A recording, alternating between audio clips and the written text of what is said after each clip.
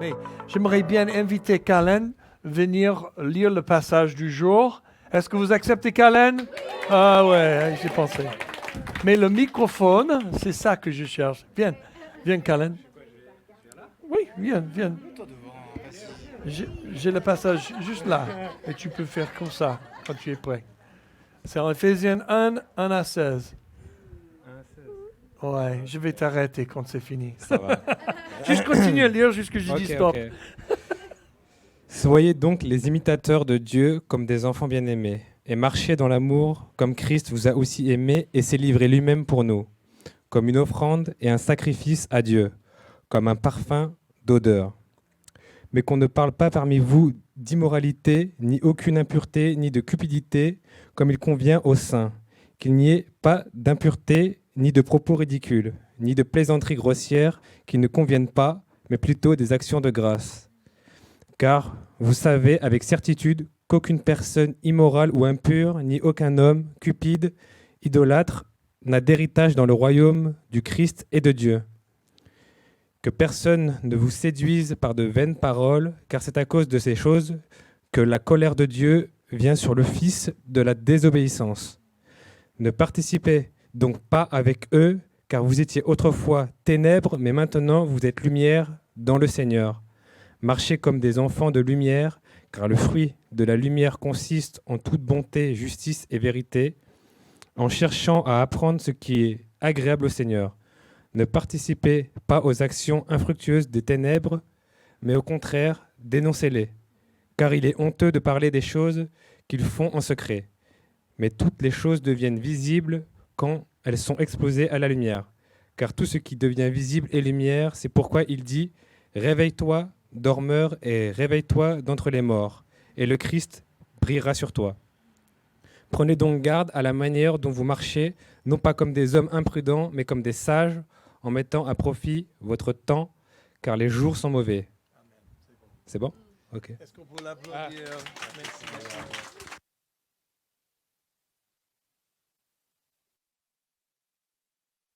Alors, nous sommes au milieu de notre série sur le livre des Éphésiens. Nous sommes arrivés à chapitre 5, 1 verset 16. Et comme vous avez bien entendu, c'est riche. C'est riche en choses un peu dures quand même. Difficile peut-être à entendre. Peut-être tu dis non, c'est normal. Ça dépend où tu es avec le Seigneur. Si tu n'as jamais rencontré Jésus, si tu ne marches pas avec Jésus, tu vas entendre peut-être il faut pas faire ça, il faut faire ça, il faut pas faire ça. Comme le christianisme, c'est beaucoup de règles. Mais je suis là pour vous dire que non, c'est loin de ça. C'est l'amour de Dieu dans nos cœurs. Et quand on parle de ces sujets, et on va en parler à tout à l'heure, c'est vraiment quand tu as le cœur de Dieu et quand tu es en train d'entretenir ton relation avec Jésus, il y a un désir de faire les choses de Dieu, de faire plaisir à Dieu. Et les choses là dont on parle, Paul parle, sont des choses qui devraient arriver naturellement surnaturelles et surnaturellement naturelles. Donc j'aimerais bien juste sortir quelques phrases dans ce passage. Ils sont des choses, ce qu'il faut faire. Donc, c'est-à-dire que ces choses devraient arriver ou manifester dans les vies des croyants, les gens qui suivent Jésus. Numéro 1, être des imitateurs de Dieu. Paul est en train de nous dire imiter Dieu, de ressembler à Dieu. Oh, ça c'est haut niveau, standard, qualité, tampon doré, toutes ces choses que tu veux, c'est haut niveau. Imiter Dieu. Comment tu fais ça? Bon, j'aimerais bien dire que Jésus est Dieu. Et quand on lit les évangiles, on voit que Jésus a marché dans une certaine manière. Il parlait dans une certaine manière. Et le plus que tu veux ressembler à Dieu, le plus il faut regarder la vie de Jésus. Marcher comme Jésus, parler comme Jésus, et tu vas trouver ta vie en train d'imiter Dieu. Il y a un professeur Pearson qui a dit « La filiation implique une nécessité absolue d'imitation. Il est vain d'assumer le titre de fils sans aucune similitude avec le Père. Nous sommes fils des hommes, dit Augustine. sur Psaume 52, quand nous faisons le mal, fils de Dieu, quand nous faisons le bien. Imiter Dieu, c'est marcher avec Dieu, regarder Jésus et marcher dans la même imitation de Jésus. Deuxième point, marcher dans l'amour. C'est une deuxième chose qu'il a fait au niveau de positif. Quelque chose d'autre à faire, c'est marcher dans l'amour. Qu'est-ce que ça veut dire, marcher dans l'amour? Marcher en Jésus, parce que Jésus est l'amour. Quand on fixe nos yeux sur Jésus, qui est l'amour, on peut marcher dans l'amour. C'est-à-dire, on est en train de marcher en Jésus. Parce que Jésus a montré l'amour du Père pour les gens. On doit montrer aussi l'amour du Père. En 1 Corinthiens 13, on trouve une définition pour l'amour. Et c'est difficile parce que souvent dans notre culture aujourd'hui, on a pas mal de définitions de l'amour. Mais si on ne base pas notre définition de l'amour sur la Bible, on est toujours en train de chercher une autre définition qui toujours vacille et change tout le temps. Par exemple, quand j'ai grandi dans les années 80, meilleure décennie du monde. Et là, dans les années 80 et 90, ouais, vous avez bien entendu. Quand j'ai grandi, tous les films, toute la musique représentait et communiquait une certaine définition d'amour. Et moi, j'ai capté d'amour, c'est plutôt la cupidité. C'est plutôt chercher le sexe. J'ai entendu un message qui n'est pas biblique en fait, qui est en fait contre la volonté de Dieu. Donc le message que, par exemple, désolé, mais Disney, ils projettent sur leur film de l'amour, ce n'est pas une définition biblique. Il ne faut pas juste donner un film Disney aux enfants, dire amusez-vous et attends que Dieu va manifester chez les enfants. Hein? Disney n'est pas l'auteur de Dieu, il n'est pas quelqu'un qui suit la Bible, c'est plutôt beaucoup de choses contre la Bible. Suis ton cœur va te montrer, ton cœur va te tromper, dit la Bible. Amen. 1 Corinthiens 13 nous donne une définition. L'amour est patient, il est plein de bonté, l'amour n'est pas envieux. L'amour ne se vante pas, il ne s'enfle pas d'orgueil, il ne fait rien de malhonnête, il ne cherche pas son intérêt, il ne s'irrite pas, il ne soupçonne pas le mal, il ne se réjouit pas de l'injustice, mais il se réjouit de la vérité, il pardonne tout, il croit tout, il espère tout, il supporte tout, l'amour ne meurt jamais. Ça, c'est l'amour. Marcher dans l'amour. Troisième chose, Paul dit, remercier Dieu en tout temps. En 1 Thessaloniciens 5, 16 à 19, il dit, réjouissez-vous toujours. Quelqu'un dit toujours? Maintenant, fait toujours. Tout le monde avec les mains. Toujours. À jamais. Alléluia. Amen. Quand est-ce qu'on va se réjouir?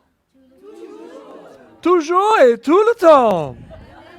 Priez combien de fois? Sans cesse.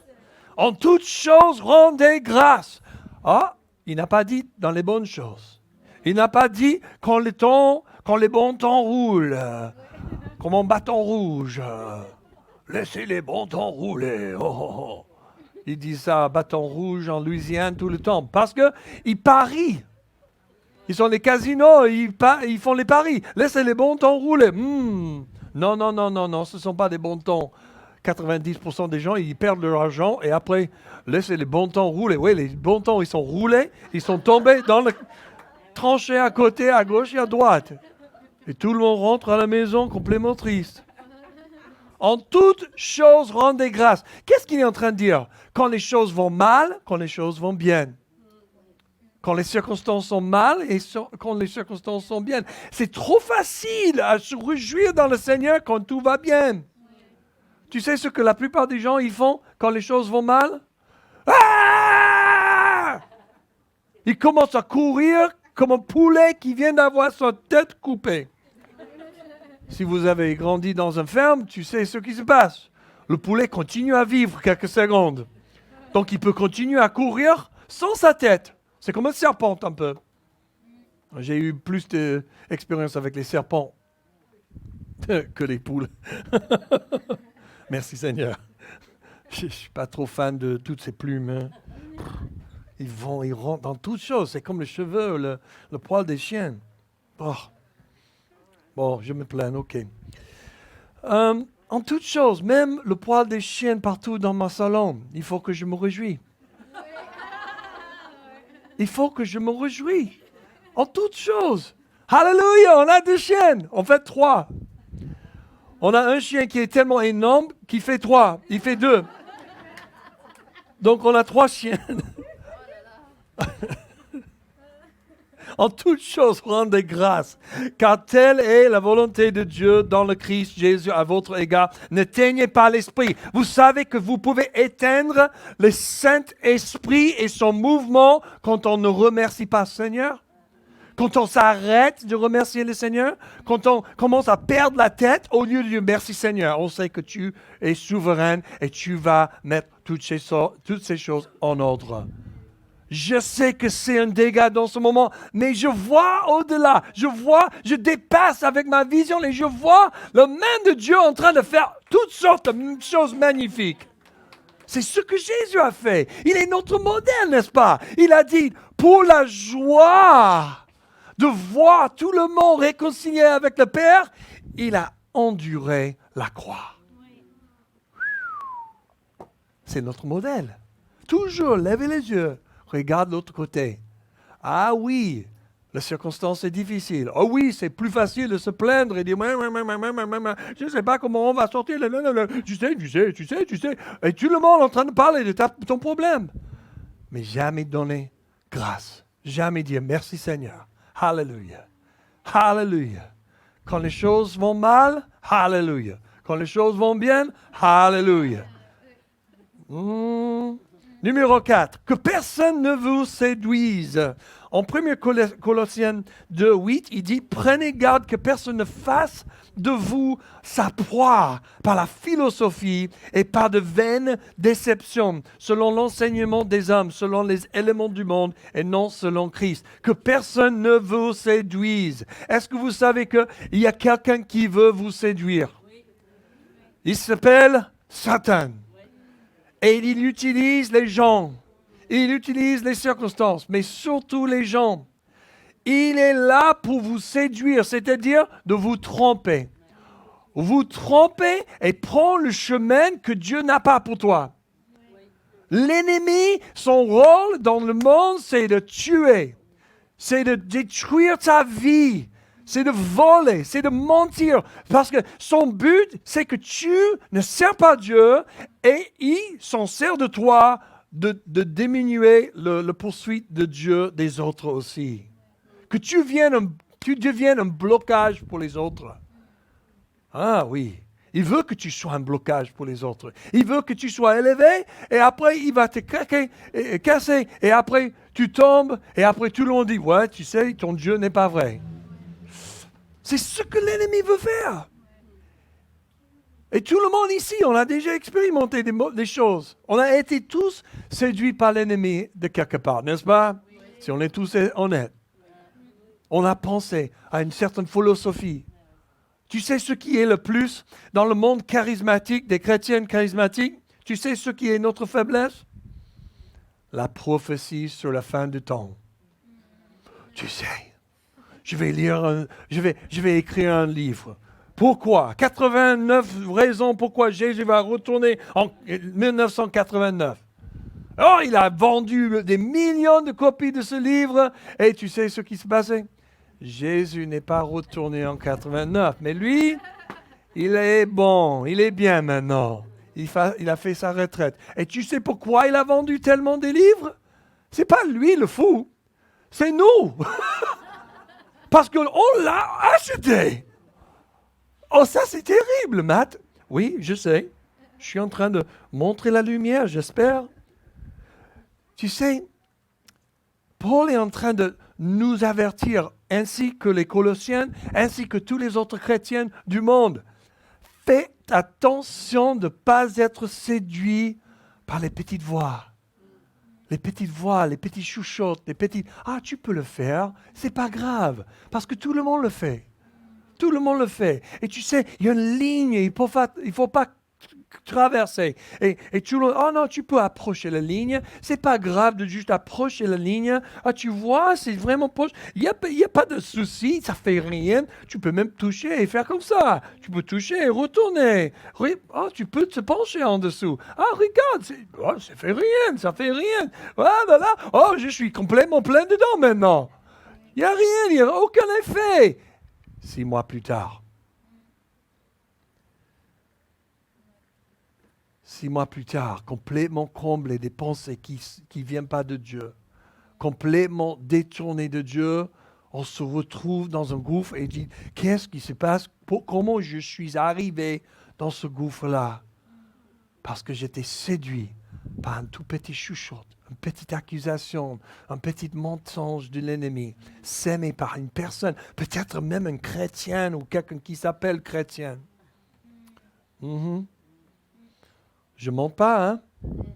5e, Paul dit, marchez comme des enfants de la lumière, parce que nous sommes les enfants de la lumière. Marchez dans la lumière de la nouvelle alliance que nous avons en Christ. Cette alliance nous a fait sortir des ténèbres spirituelles et morales. Et ça nous a fait entrer dans le royaume de Dieu, qui est un royaume de lumière spirituelle et morale. En Matthieu 5, 14 à 16, Jésus dit, vous êtes la lumière du monde. Tout le monde dit, je suis la lumière du monde. Une ville située sur une montagne ne peut pas être cachée.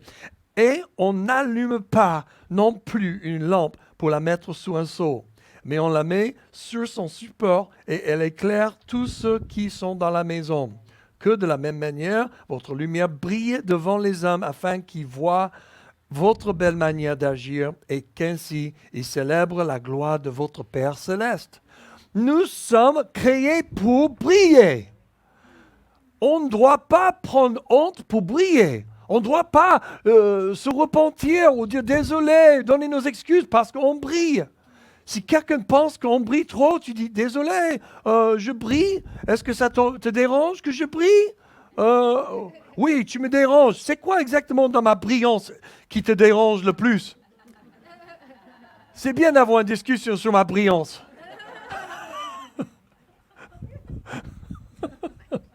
Souvent, ma femme me dit, ça suffit de parler de toi. Elle dit ça très souvent et merci pour les amens de mon fils là. Et moi, je dis, écoute, on va s'arrêter de parler de moi. Maintenant, on va parler de toi. Qu'est-ce que tu penses à moi? Numéro 6, apprendre ce qui est agréable au Seigneur. Plus je passe de temps dans la parole de Dieu, plus je réalise ce qui lui fait plaisir. Tu sais, quand on rencontre Jésus, c'est le début de découvrir la majesté de Dieu, la nature de Dieu qui est tellement variée. Il est magnifique, toutes les différents côtés de Dieu. Sa nature est vraiment amour et grâce et justice et miséricorde, gracieux, généreux. On peut continuer avec des adjectifs. Dieu est vraiment incroyable. Et le plus je passe le temps avec lui, je découvre ces choses, le plus que ces choses deviennent mes désirs. En Psaume 37, 4, il dit « Fais de l'Éternel tes délices et il te donnera ce que ton cœur désire. » Comment on dit ça? Souvent, il y a des gens qui aiment bien citer ça, dire « Je veux ça, ça, ça et ça. Donc, je vais passer du temps avec le Seigneur pour que je puisse avoir ça. » Et ça ne marche pas comme ça.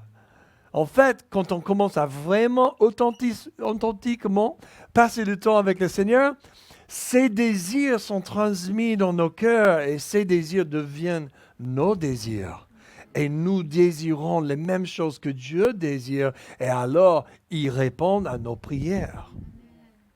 Parce qu'on commence à avoir nos cœurs alignés avec le cœur de Dieu. Lorsque nous méditons sur sa parole, celle-ci s'implante dans notre cœur et nous le connaissons plus profondément. Par exemple, quand je passe du temps avec ma femme, ça m'aide à la connaître et à comprendre ce qui lui rend heureuse. C'est important, les hommes. Est-ce qu'on a des hommes dans la maison? Oui, on a quelques hommes qui restent. On devient une église des femmes très, très bientôt. Je vais lancer mon ministère parmi les femmes. Allez, les femmes, c'est quoi la déclaration là? Qu'est-ce qu'on dit? On veut que les hommes se lèvent et que les hommes viennent à Jésus. Ils prennent leur place dans le corps de Christ. Amen. J'aime bien que les femmes sont plus sensibles aux choses de Dieu que les hommes, mais je veux que les hommes deviennent sensibles à Dieu aussi. Amen, Augustin? Amen, Augustin? Amen. Ça, c'est un homme de Dieu. Josué? Raph? Amen. Oh, et ça me rappelle, j'ai porté ma chemise ukrainienne aujourd'hui pour continuer à prier pour l'Ukraine. Parce que j'étais là, on m'a donné cette chemise quand j'ai prêché dans une conférence et je la porte avec fierté maintenant. C'est dommage, c'est pas bleu et jaune, hein? Non, peut-être que c'est mieux. Ok, 7e chose, il faut faire exposer les mauvaises actions. Oh, merci Matt, tu as dit, tu as bien arrivé. J'aime bien exposer le mal dans tous les autres. J'aime bien critiquer les autres et juger les autres. Enfin, on est arrivé au point le plus important. Comment exposer les mauvaises actions chez les autres? Ça, c'est un défi. On va revenir à la définition d'exposer dans ce moment. La définition, c'est de convaincre, réfuter ou confondre. Généralement, avec une suggestion de honte de la personne. Convaincu par conviction de mettre en lumière, d'exposer. Est-ce que je peux dire quelque chose? Ce n'est pas notre but de rendre honteux quelqu'un. Le cœur de Jésus était toujours de couvrir la honte. Même le cœur de Dieu a couvert la honte d'Adam et Ève avec les habits. Le cœur de Dieu, c'est toujours de couvrir la honte. Ce n'est pas d'exposer et rendre honteux les gens. Donc, qu'est-ce qu'il est en train de dire là? Si la définition est tellement forte comme ça, ça peut être mal compris. Notre travail n'est pas de nous promener en faisant honte à nos frères et sœurs, mais de passer du temps de qualité à construire des relations basées sur notre marche avec Jésus. Dans la lumière de ce type de fraternité, nous pouvons parler de tous les sujets car une profonde confiance spirituelle est constituée. C'est-à-dire, le plus on approfondit notre relation avec les autres et en Jésus, c'est-à-dire on ne parle pas que de temps, le soleil brille, il fait beau, etc., mais on commence à avoir des conversations spirituelles profondes, on commence à prier ensemble, l'un pour l'autre, pour les autres dans la société, etc. On commence à construire une relation qui n'est pas basée seulement sur les choses superficielles, mais sur les choses profondes, les choses de Dieu. Et ces choses-là créent un pont de confiance sur lequel on peut mettre un grand camion. En fait, en demandant aux autres de parler dans nos vies, nous inviterons la grâce à entrer dans nos vies pour être transformés à l'image de Jésus. Qu'est-ce que je veux dire ça?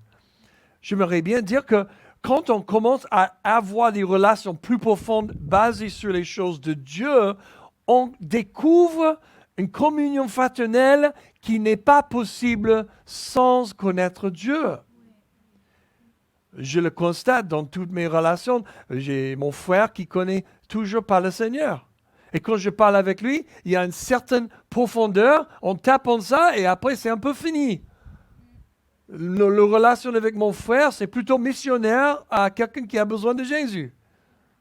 Il est mon frère et on a beaucoup d'expérience ensemble, mais rien en Dieu.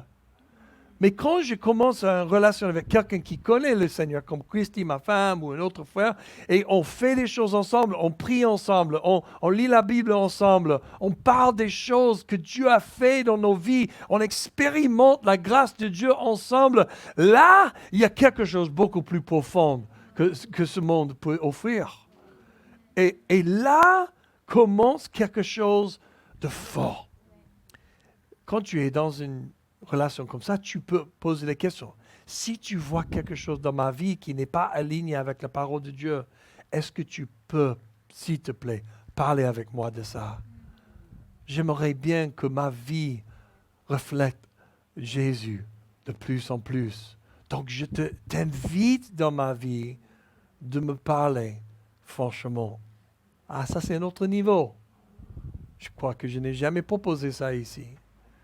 Mais ça, c'est un autre niveau d'être disciple de Jésus, de demander que quelqu'un, au moins une personne avec laquelle tu as une relation profonde, basée sur les choses de Jésus, tu demandes, dis-moi tout, je veux savoir. Même si ça me rend défensif, je veux savoir si ma vie n'est pas en train d'être alignée avec la vie de Jésus. Amen. En Romains 8, 29, il dit, en effet, ceux qu'il a connus d'avance, il les a aussi prédestinés à devenir conformes à l'image de son Fils, afin que celui soit le premier-né d'un grand nombre de frères. C'est-à-dire, en marchant ensemble dans la lumière, nous allons relationnellement et tout naturellement exposer les ténèbres et apporter la lumière dans nos vies de plus en plus, en ressemblant de plus en plus à Jésus. C'est le but du jour. Conformer à l'image de Jésus, Fils de Dieu. Le 8e point, c'est fais attention à ta façon de marcher. Il s'agit d'un avertissement pour marcher dans la sagesse céleste. C'est trop facile de marcher dans la sagesse humaine. Il y a tout le monde qui est opiniâtre. Il y a personne qui n'a pas une opinion ou un avis sur la vie. Même les gens qui n'ont jamais vécu les choses. Tu seras surpris combien de personnes me donnent beaucoup d'avis sur le prêche qui ne sont même pas chrétiennes, mais ils pensent qu'ils savent faire. Surtout les Français. Non, je rigole. Surtout les Américains. Hein. Mais c'est incroyable. La sagesse humaine existe en abondance. Dans tous les livres que tu peux lire, tous les YouTube, tu peux trouver toutes sortes de sagesse partout. Et en fait, ça nous donne envie de même pas chercher Dieu pour la sagesse parce que l'abondance de la sagesse humaine est partout, hein? Mais c'est trop simple, c'est trop facile. Et c'est pour ça que tout le monde suit ce chemin-là. Mais nous sommes appelés à chercher la sagesse de Dieu. Nous sommes appelés de faire attention à ta façon de marcher. Le comment, le quand, ça c'est la sagesse. Le quoi, ça c'est juste connaissance. Tout le monde peut connaître, tout le monde peut savoir quoi faire et comment faire. Tu peux regarder savoir-faire, construire une piscine. Tu choisis un sujet. Tout est là sur YouTube. Fais attention à la façon de marcher. En Jacques 3, 13 à 17, il dit, « Lequel parmi vous est sage et intelligent ?» Tout le monde lève le doigt. C'est une question. Lequel parmi vous est sage et intelligent? Qu'il montre par un bon comportement ses œuvres empreintes de douceur et de sagesse. Wow! Tu me dis, Matt, je suis intelligent et sage. Je vais te dire si c'est vrai ou pas. Par rapport à ton comportement. Wow! Arrête de prêcher, s'il te plaît. On peut tous voir des choses dans les vies les uns les autres. Amen? C'est pas comme moi. Merci Seigneur. Je ne suis pas le seul qui peut voir le comportement des autres. C'est pas que moi. Alléluia. Mais si vous avez dans votre cœur une jalousie amère et un esprit de rivalité, ne faites pas les fiers et ne mentez pas contre la vérité. Une telle sagesse ne vient pas d'en haut. Elle est au contraire terrestre, purement humaine, démoniaque. Oh là là! En effet, là où il y a de la jalousie et un esprit de rivalité, il y a du désordre et toutes sortes de pratiques mauvaises. La sagesse d'en haut est tout d'abord pure, ensuite porteuse de paix, douce, conciliante, pleine de compassion et de bonnes fruits. Elle est sans parti pris et sans hypocrisie.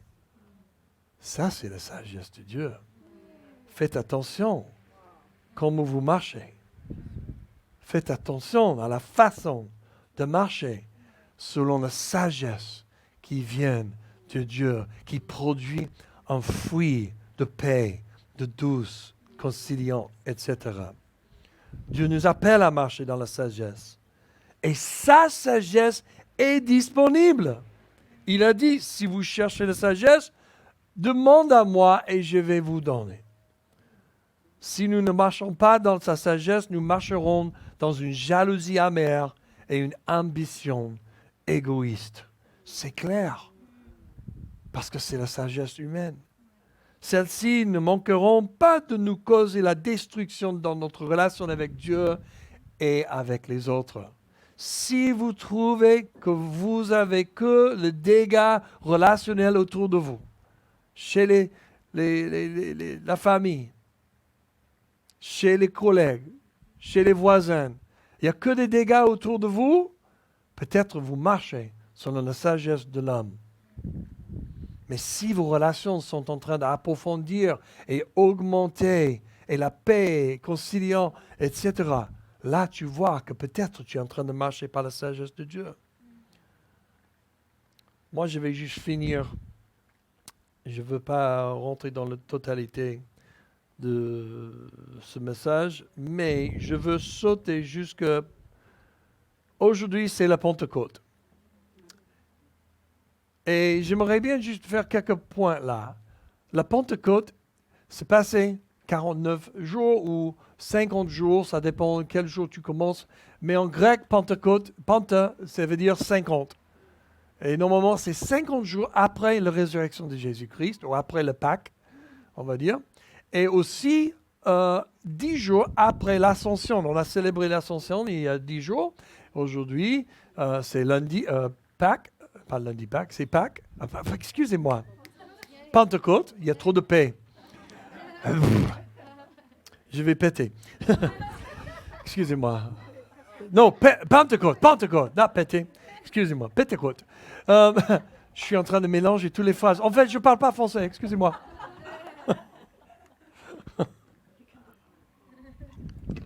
Prie pour moi, je suis fatigué. Alléluia. Ascension, on l'a célébré il y a 10 jours. Donc aujourd'hui, c'est la Pentecôte. Et c'est le jour que Jésus a parlé, dont Jésus a parlé avec ses disciples sur le jour d'Ascension. Là, on a Matthieu 28 à la fin. Faites des disciples de toutes les nations, enseignez-leur tout ce que je vous ai expliqué, baptisez-leur au nom de Père, Fils et Saint-Esprit. Mais en Luc, il dit, mais il ne faut pas quitter Jérusalem jusqu'à ce que tu aies vêtu avec la puissance d'en haut. Restez à Jérusalem. C'est-à-dire qu'à l'Ascension, on a ce commandement de faire des disciples de toutes les nations, mais aussi un deuxième commandement, restez là, ne bougez pas, ne commence pas jusqu'à ce que tu aies vêtu avec la puissance d'en haut. C'est-à-dire qu'on ne peut pas faire la mission de Dieu sans sa puissance. Sans la puissance de Dieu, on ne va que faire des choses avec la sagesse humaine. On est limité. On est limité, vraiment. Donc aujourd'hui, quand je parle de ces 8 différentes choses on a couvertes que Paul parle en Éphésiens 5, ça peut sortir comme une loi ou ça peut sortir comme il faut faire ça, il faut faire ça.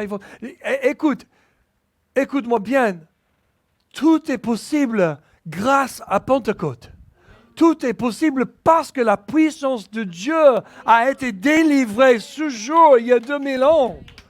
Quand les disciples attendaient en priant tous les jours, pendant 10 jours, on prie, on attend. Dieu,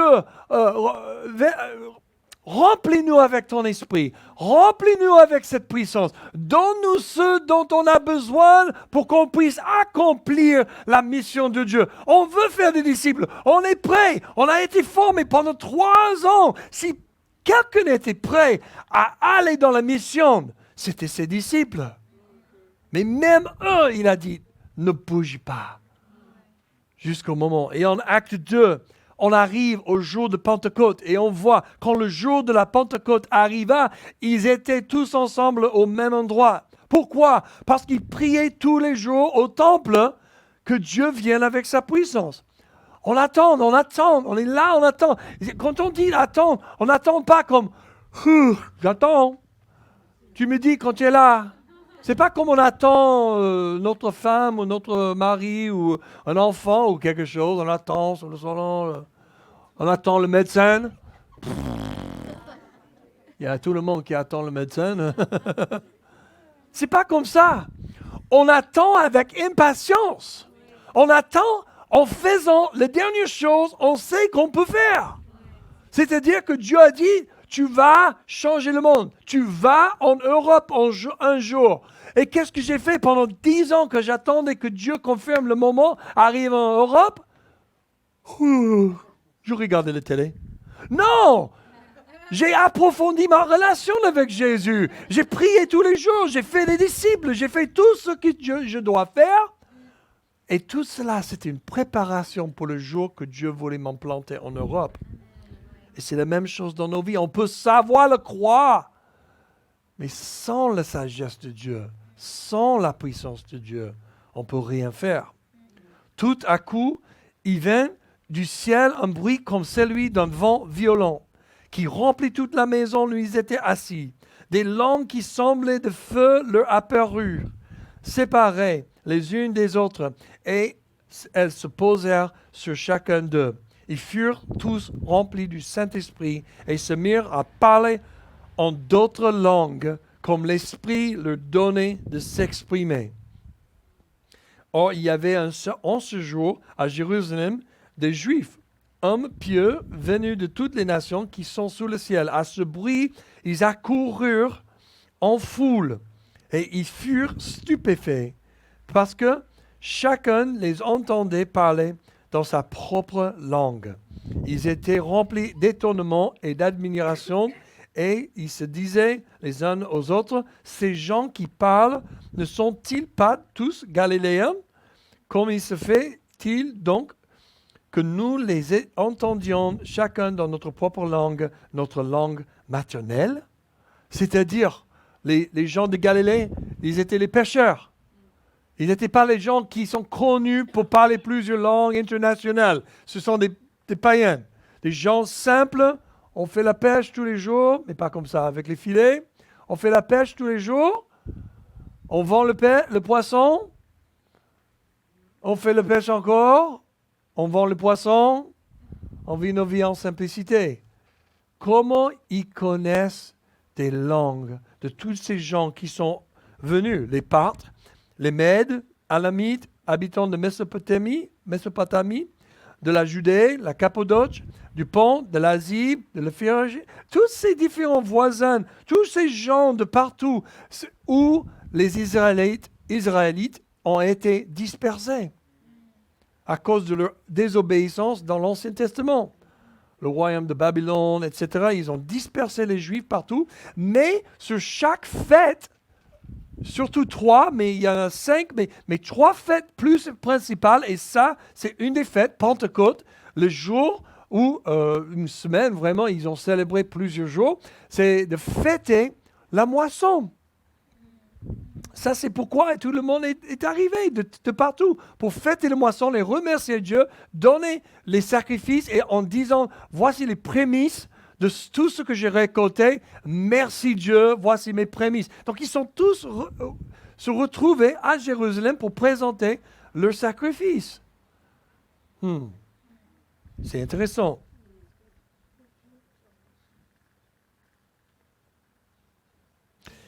Je suis perdu dans mes notes, donc ça marche. La Pentecôte était aussi la date où ils célébraient le jour où Dieu a donné les 10 commandements à Moïse. Dieu en train de donner la loi aux hommes pour essayer de le remplir à l'externel. Mais ce jour-là, Jésus est en train de dire, voici ma puissance du Saint-Esprit à l'internel, où il a écrit la loi sur nos cœurs pour qu'on puisse vivre de l'intérieur à l'extérieur sans être obligé d'obéir quelque chose qui n'est pas internel. C'est-à-dire qu'au lieu d'obéir Dieu de l'externel, nous avons maintenant la loi dans notre ADN, le désir de accomplir sa loi et sa mission de l'intérieur. Et ça, cette puissance, ce jour de puissance, ça nous a donné la possibilité d'obéir à Dieu, chercher ce qui plaît à Dieu et accomplir tous ses commandements. Et comme ça, on s'aligne avec lui, sa nature, ses désirs, et nos vies commencent à marcher sur le chemin où on doit marcher. Amen. Ça,